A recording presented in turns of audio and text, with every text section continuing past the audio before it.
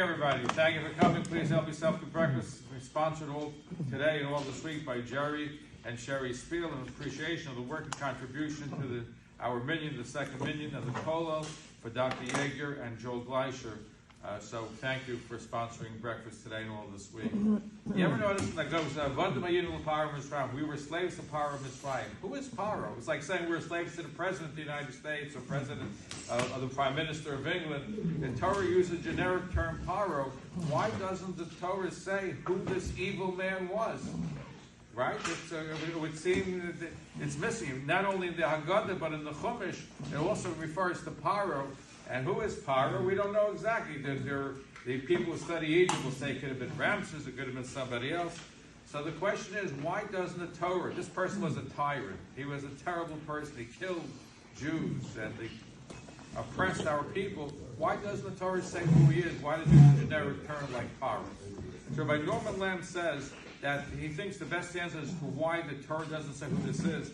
If the Torah were to identify and say who this tyrant was, you would have historians, psychologists would come up and say he grew up without a father, and we had a bad upbringing, and he didn't get along. He was a sociopath, etc. Will come with lots of different psychological profiles, which will really mitigate what he did. Saying it's not really completely his fault because he didn't get along with his father, he didn't have a father, his mother, he has all kinds of complexes. That's what we would say. The point of the Torah and the Haggadah is to make it very clear that a person is responsible for his actions.